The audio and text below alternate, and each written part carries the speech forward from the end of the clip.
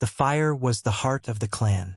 It beat with a steady, rhythmic pulse of orange and gold in the cavern's deep chest, pushing back the immense, pressing darkness of the Ice Age night. Outside, the wind was a hungry spirit, howling as it scoured the frozen valleys and clawed at the stone face of the mountain. It spoke of a world of endless snow, of glacial ice that groaned in its slow, crushing advance, and of predators that stalked the blue-tinged twilight. But inside the cave, nestled around the crackling, spitting heart, there was life. The clan of the Red Hand, a small band of 20 souls, huddled in its glow. The flickering light danced across their weathered faces, carving deep shadows into the lines of hardship and resilience etched there. They were wrapped in the furs of wolf and deer, their bodies tired from a day of relentless survival. Young Kalen had spent the day with the hunting party, tracking a herd of bison across a windswept plateau, their spears heavy and their breath turning to ice crystals in the frigid air. They had been successful, felling a young bull, and the scent of roasting meat now mingled with the sharp, clean smell of pine smoke, a perfume of victory and sustenance. Lyra, his mate, had worked with the other women, her skilled hands scraping the precious hide, her mind already planning its use against the encroaching cold. Now, she sat close to the flames, her young son, Tor, asleep in the warm curve of her lap, his small face peaceful in the firelight. But as the meal was finished and the gnawing hunger in their bellies was soothed, a different kind of anticipation settled over the clan. The work of the day was done. The time for rest had come. But before sleep there was the story. All eyes turned to Alara, the old mother. She was the clan's memory, a vessel of tales that stretched back through so many generations that they seemed to merge with the very rock of the cave. Her face was a map of seasons, her skin as wrinkled and soft as old leather. Her eyes, though clouded with age, held a light that was older and deeper than the fire itself. She sat closest to the heart of the flames, a thick bare cloak, the prize of a legendary hunt, by her long-dead mate draped over her frail shoulders. No one spoke. The only sounds were the crackle of the fire and the mournful song of the wind at the cave's mouth. This was a sacred time, a ritual as vital as the hunt or the tanning of a hide. For in the stories, they found more than just distraction from the cold. They found themselves. They remembered who they were, where they came from, and what it meant to be the clan of the Red Hand. Alara took a deep, slow breath, her gaze moving from face to young face, lingering on the children who sat wide-eyed and silent. She was not just looking at them. She was seeing the ancestors who lived on in the curve of a jaw, the color of an eye, the set of a shoulder. "The night is cold," she began, her voice a low, raspy whisper that still managed to fill the space, drawing them all closer. "The wind tells the story of the great white serpent that covers the world. It is a story of hunger and of darkness." She paused, letting the weight of her words settle. "But we have our own story, a story of warmth and of light." She reached a trembling, gnarled hand towards the fire, her fingers spread as if to embrace the heat. "Before we had the living flame," she said, her voice growing stronger, "the world was a different place. Fear was the only cloak we wore against the cold, and the long night was ruled by the creatures with eyes of ice. Our ancestors, the first people, did not have caves like this one. They huddled in the snow behind walls of fallen rock, their teeth chattering a song of misery. They ate their meat raw and frozen, and their children often did not see their fifth winter." She looked directly at Kalen. "They were hunters, yes, as brave as any of you. They had spears of fire-hardened wood and knives of flint. But they were hunted, too. The night was not their time. They would listen to the saber-tooth scream its challenge, and they could only shiver and pray to the silent moon for a swift dawn." A log in the fire collapsed, sending a shower of bright, dancing sparks into the air. The children gasped, their eyes following the fleeting embers as they swirled up into the darkness of the cave's high ceiling. "But one of our ancestors," Alara continued, a new energy in her voice, "was a girl named Anya. She was not a great hunter or a mighty leader. She was small and quiet, and her eyes saw things that others missed. While the hunters looked for the tracks of the mammoth, Anya watched the sky. While the women scraped hides, Anya watched the way the wind bent the trees. She saw the way the storm father would sometimes throw his spears of light down from the sky. She saw them strike the great pines, and she saw the tree bleed a bright, hot blood. A red flower, more brilliant than any mountain poppy, would bloom on the wood. It ate the tree, and it sang a crackling song, and it gave off a heat that pushed the cold away. But the first people were afraid. They saw the storm father's anger, and they would flee, leaving the beautiful, terrible red flower to die on its own. All but Anya. She was not afraid. In her heart, she felt the red flower was not anger, but a gift, a secret. One night, after the storm father had scarred a mighty oak, she crept away from her shivering family. They called for her to come back, that the spirits of the burnt tree would steal her, but she did not listen. She walked towards the glowing heart of the damaged oak, and she felt its warmth on her face. Alara leaned forward, her voice dropping to a conspiratorial whisper. The entire clan leaned with her, a single body bound by the thread of her tail. She saw that the red flower was dying. It was a hungry thing. She looked around and saw the branches the storm father had broken from the tree. She remembered how her own belly growled when it was empty. So, carefully, she picked up a dry branch, and she offered it to the flower. And the flower ate, Alara said, her eyes wide. It ate the wood, and it grew stronger. It sang its crackling song louder, and its light pushed the darkness further away. It was not a flower of anger. It was a spirit, a small, hungry spirit, and she had fed it. She sat back, letting the image burn into their minds. They looked at their own fire with new eyes, seeing not just burning wood, but a living entity, a spirit that had been fed and cared for, just as the girl Anya had done. Anya stayed with the fire all night, Alara went on. She fed it branch after branch, keeping it alive. And for the first time, one of the first people spent the night without fear. The ice-eyed hunters of the dark came near, drawn by the light, but they would not approach the circle of warmth. They snarled and paced in the shadows, but the fire was a guardian, a protector. When the dawn came, her clan found her, safe and warm, sitting next to the living, breathing heart of the tree. They were amazed. They saw that she was not cursed, but blessed. And Anya, the small, quiet girl, taught them the secret. She taught them how to feed the fire, how to keep it alive, how to respect its hunger and its power. Alara fell silent. The first part of the story was told.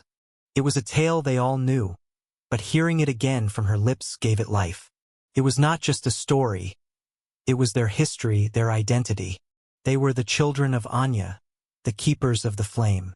They looked at the fire, at the source of their safety and their cooked meat, and felt a connection that ran deeper than time, back to a brave young girl who had dared to walk towards the light instead of running away. The wind still howled outside, but in the warm glow of the cavern, surrounded by the breath of embers, the clan felt the unshakable strength of their shared past. The old mother had woven her spell once more, binding them together as the story continued to unfold in the heart of the long, cold night. Alara let the silence hang in the warm air, allowing the image of Anya and her tamed fire to settle deep into the minds of her clan. The children were rapt, their small bodies still and their eyes fixed on the old mother. Even the seasoned hunters, men like Kalen and the powerful, one-eyed boar, listened with a reverence that smoothed the hard lines from their faces.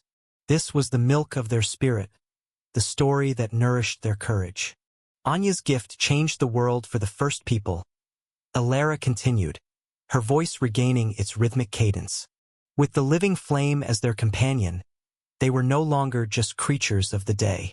They could face the long night. They learned to carry the fire with them, cradling glowing embers in clay pots lined with moss, a portable heart to plant in new caves.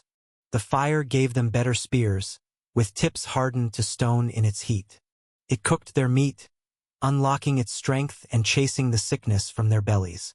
They were no longer shivering behind rocks. They were the clan of the flame. She paused, and her gaze grew distant, as if she were looking through the back of the cave and into the landscape of the past. But with this new strength came a new challenge. The world was still a harsh mother. The great white serpent's breath was still cold, and the herds they hunted were wise. The greatest of all beasts, the one who carried the spirit of the mountain on its back, was the mammoth. A murmur went through the clan. The mammoth. They had all seen them from a distance, great, shaggy mountains of flesh moving like a slow-motion earthquake across the plains. They were the ultimate prize, a walking larder of meat, fat, and ivory, with a hide that could shelter an entire clan. But to hunt one was to court death. In those days, said Alara, lived a hunter named Ren. He was Anya's son, and he had his mother's eye. She saw the world differently. He saw the strength of the mammoth, but he did not see an unkillable god.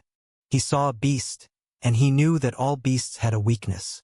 While the other hunters spoke of the mammoth's thundering charge and its great, curved tusks that could sweep a man into the air, Ren watched its feet.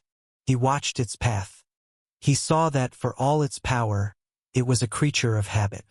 It followed the same trails to the same watering holes, season after season.